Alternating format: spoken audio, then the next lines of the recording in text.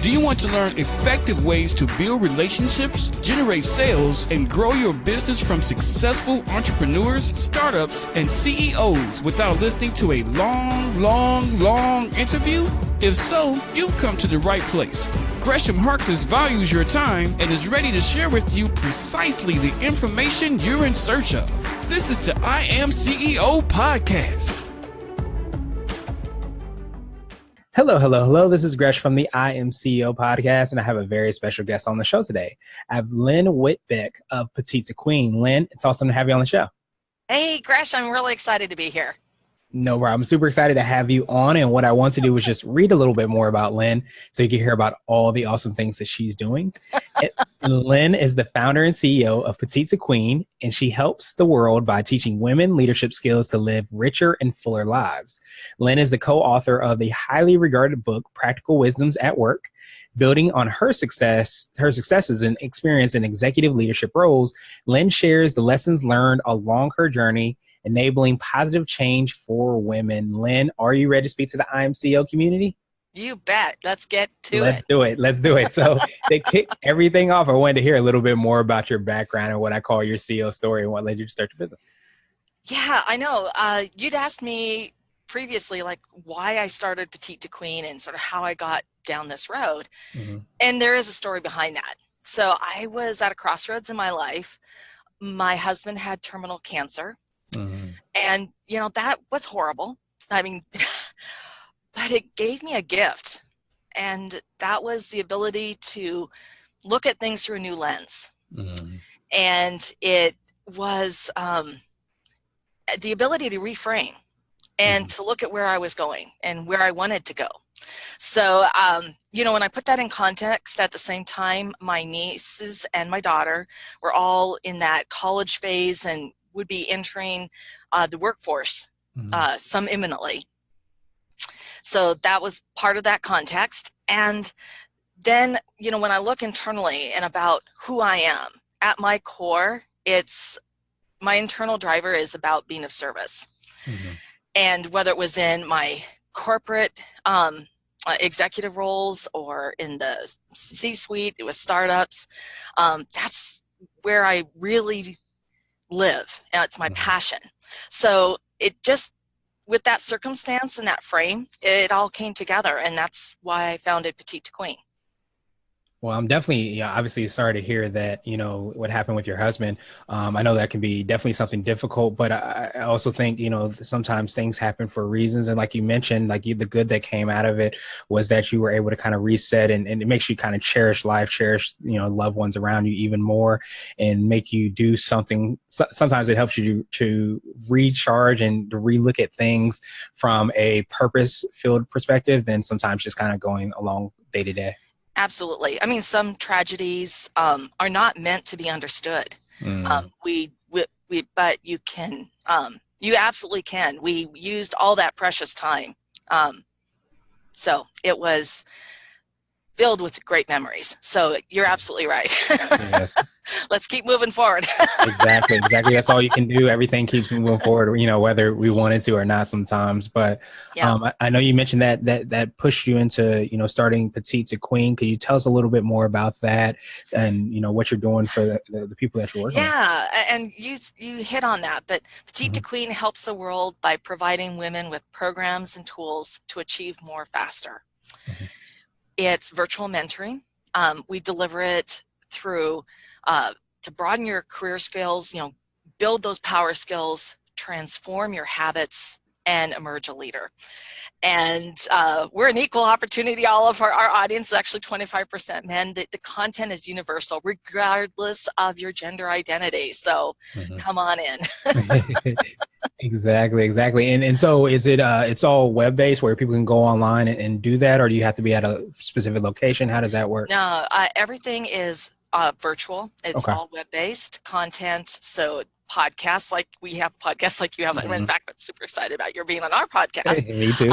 So we have webinars, and webinars are actually a great tool for business leaders and entrepreneurs to review them, find content that they feel would be useful to push their team forward, have their team review it, come together in a sales meeting, and then talk about it, and then how they can apply that right then, right there today to their own organization. So it gives them a great tools to access.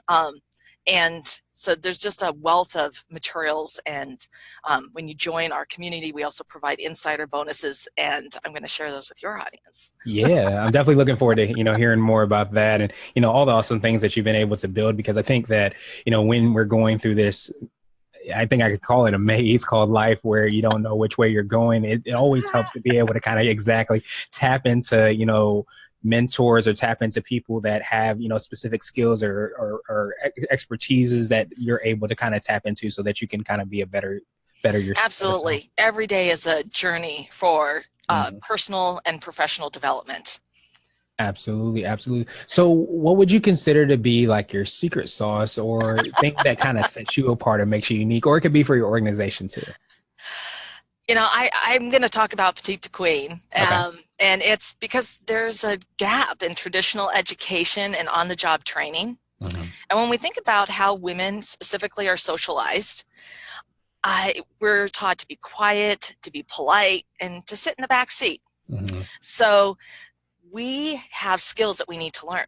And Petite to Queen does that. We empower women to try new things, to take on more responsibility, to achieve greater success in their lives. And it's really about focusing on those leadership and power skills that are universal and can be applied in any industry, in any career. And they're designed to minimize the learning curve, to get quick wins that you can apply right now today. That is the most important thing about learning, is taking something, even what they hear from today, and applying it in incremental steps. You're not going to transform overnight, Right. But every day, you can make a better your better you. So it's about pushing forward. So it just gets me really excited about that. So why reinvent the wheel? Why should women have to go through this learning curve every time? So let's cut to the chase and make it easy. Exactly. I appreciate you for creating that easy button, so to speak, to be able to make it a lot easier for women and even, men to be able to do that, because I think a lot of times there's, especially I've read, and I don't even know what the statistics are, but I just know that, especially with younger generations, we're starting to move to different professions at a higher rate than previous generations. I'm sure it goes, on back, that it's more kind of volatility or turnover or change, maybe might be a better word, but to be able to kind of learn and tap into those specific skills that regardless if you're in this position, you can still use it in another position, because that's kind of like what's happening, with society. I think that's huge. Yeah, absolutely. And those power skills are truly, they can be applied in any industry, any career, any position. So nice. And that's so important. Exactly. No, I definitely would agree with that. And I wanted to switch gears a little bit, and I wanted to ask you for what I call a CEO hack. And that can be an app, a book, or a habit that you have, but it's something that makes you more effective and efficient. Okay. For me, it's affirmations. So, Gresh, I don't know if you know, but 70% of our spontaneous thoughts are negative. And when you think about it, it's because our brains haven't evolved for like 40,000 years. Right. And so we're still in this survival Fight mode, and flight, you know? And so we're hardwired. And when you get into this negativity, it drags you down, it drags your team down, and it drives down your aspirations into this dark shadow. And I'm not talking about the latest reboot of Dark Shadows, okay? So affirmations give you quick wins. They're easy, they're fast, and they are super powerful. And so you pick whatever it is, the topic, the item that's weighing you down or you want to change, and you write it out. And a simple sentence, about putting that in a different framework.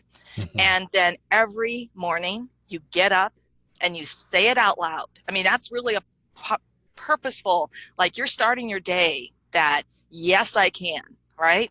So it's really important. And I'm going to share an example, because here we are, we're doing this video interview right now. And I was struggling with video because we've been getting more and more into video in the last, I don't know, 4 or 5 months. And it doesn't matter if I was I couldn't memorize a script or what I was going to say, or if I was ad-libbing on a Facebook Live. And I had this negative thought that, you know what, I can't do this. I'm not an actress. And I went, wait a minute, I can do anything. So I'm going to write this out as an affirmation. And I wanted to write, I don't have it anymore. I meant to write it beforehand, but mine was, I can learn to speak with assurance in front of a camera and acquire this skill with preparation, practice, and confidence. So, I'm not going to say that I'm great at this, but you know what? I get better every time, and I'm way more comfortable doing this now. And that was the power of an affirmation. And, for me, affirmations are so strong. They work in a few days. I can reframe and reform a habit of my way of thinking, and I can banish that negative thought because I've just said, I own this. Right. And so there are a lot of great apps out there for affirmations. And, we actually do provide a bonus when you, an insider bonus as a member of our Weekly Wisdoms audience, and you'll get that. And it's also about positive thinking and how powerful that is.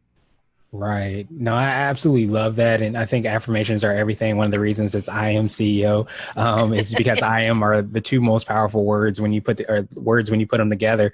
They pretty much direct, your future and your destiny. So you have to be careful about what you're doing. And I love the fact that you touched on too about the 70% piece. I think that a lot of times we beat ourselves up even more about having negative thoughts. You're like, oh man, I keep thinking negative. I'm so whatever. And you get further down in that rabbit hole, but understanding that that's kind of quote unquote normal, but just like, any muscle or anything that you do, you can exercise it and work on it on a daily basis, have those small wins, and it starts to create that momentum towards where exactly you want to go. So I appreciate that. Now I wanted to ask you for what I call a CEO nugget. And this is a word of wisdom or a piece of advice, or if you can hop into a time machine, what would you tell your younger business self? Oh, wow. I do have a thought on that, and it's about the ability to change. And so if I was going to say anything to everyone out there is actively seek different approaches and perspectives. I would definitely echo that as well. And I love because they both, are aligned, the actual hack with the nugget, especially too, because you do have the power to make a change. And I think sometimes you get into that mindset where, you become a little bit more of a victim and you don't believe that you can actively make a change in your life. And that could be from, a multitude of different reasons, whether it be your business or you're trying to figure out a different avenue or it's finances or whatever. You can basically say an affirmation, and that starts that energy towards the actions that end up changing whatever you want to change.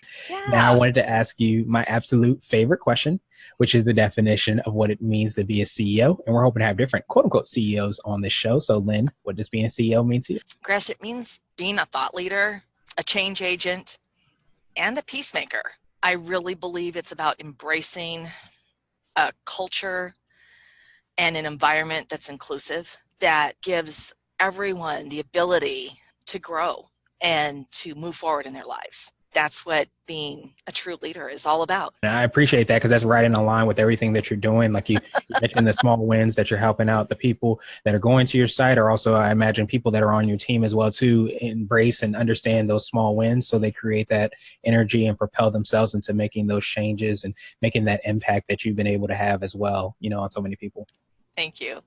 You're welcome. You're welcome. Well, I definitely appreciate your time. Appreciate you for taking some time out with us. Oh, thank you. Yeah, no problem. And what I want to do is pass you the mic, so to speak, just to see if there's anything additional you can let our readers and listeners know. And then, of course, how best people can get a hold of you. The only thing I'm going to say is I am so excited about Gresh and Lynn Part 2 when you're a guest on our podcast. And I'm really looking forward to that. This has been a great conversation. I really appreciate your having me on the show. And everything you're doing, Gresh, is so inspirational. No problem. Thank you. I appreciate you. And I know you're doing loads and loads of information and content for people as well, too. And I think you might have had an offer as well for people. Yeah, absolutely. So we do, and I don't know how you want to provide that, but we have my book. If you'd like to get access to my book for free, we can provide that link to Gresh so that you can go and get it. It's a real quick read, a great resource, and it's got 5-star reviews, which is great. I appreciate you for providing that book and, doing podcasts and all the information that's helping out people. And if people want to follow up with you, what's the best way for them to do that, Lynn?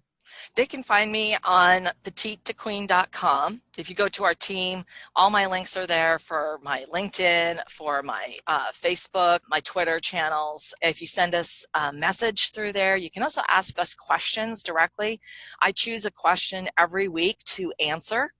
And so I have a really fun one I'm doing this next week is about, my boss is wrong. What do I do? Right. So, how to manage up, right? Nice. Well, again, I appreciate you so much, Lynn. We will have those links as well, as I mentioned in the show notes, so that anybody can follow up with you, see all the awesome things that you're doing. I appreciate your time, and I hope you have a phenomenal rest of the day. Yeah, and you. Take care. Thank you for listening to the I Am CEO podcast powered by Blue 16 Media. Tune in next time and visit us at IAM364.co. IAM364 is not just a phrase, it's a community.